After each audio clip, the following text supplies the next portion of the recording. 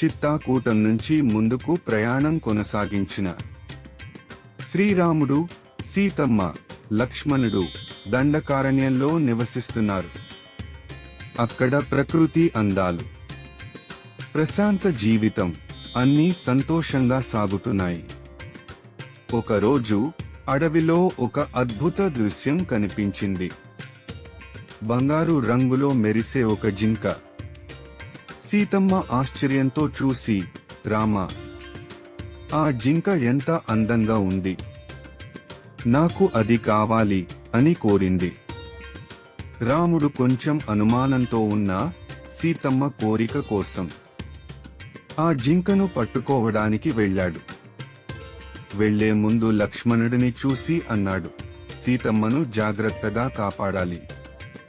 ఆ జింక నిజానికి జింక కాదు, అది మారీచుడు అనే రాక్షసుడు.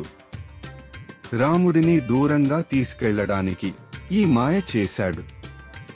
కొంతసేపటి తర్వాత అడవిలో ఒక కేక వినిపించింది. హా లక్ష్మణ, రక్షించు.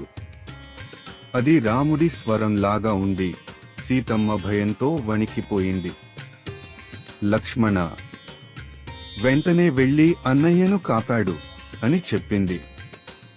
కాని లక్ష్మణుడు చెప్పాడు, అది మాయ, అన్నయ్యకు ఏమీ కాదు. కాని సీతమ్మ ఆందోళనతో లక్ష్మణుడిని వెళ్లమని బలవంతం చేసింది.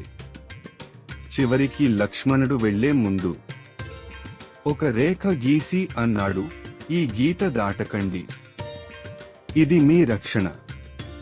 ఇది లక్ష్మణ రేఖగా ప్రసిద్ధి పొందింది. లక్ష్మణుడు వెళ్లిపోయిన తర్వాత ఒక యాచకుడి రూపంలో ఒక వ్యక్తి వచ్చాడు. అతడే రావణుడు. భిక్షాం దేహి అని అడిగాడు. సీతమ్మ ధర్మం కోసం ఆ గీత దాటి బయటకు వచ్చింది. అప్పుడు రావణుడు తన అసలు రూపంలోకి మారి సీతమ్మను అపహరించుకుని లంకకు తీసుకెళ్లాడు.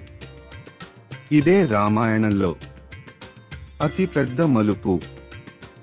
రాముడు తిరిగి వచ్చేసరికి సీతమ్మ కనిపించలేదు. సీతమ్మను రావణుడు ఎక్కడికి తీసుకెళ్లాడు? రాముడు ఇప్పుడు ఏమి చేయబోతున్నాడు? తదుపరి ఎపిసోడ్లో తెలుసుకుందాం. తప్పకుండా చూడండి.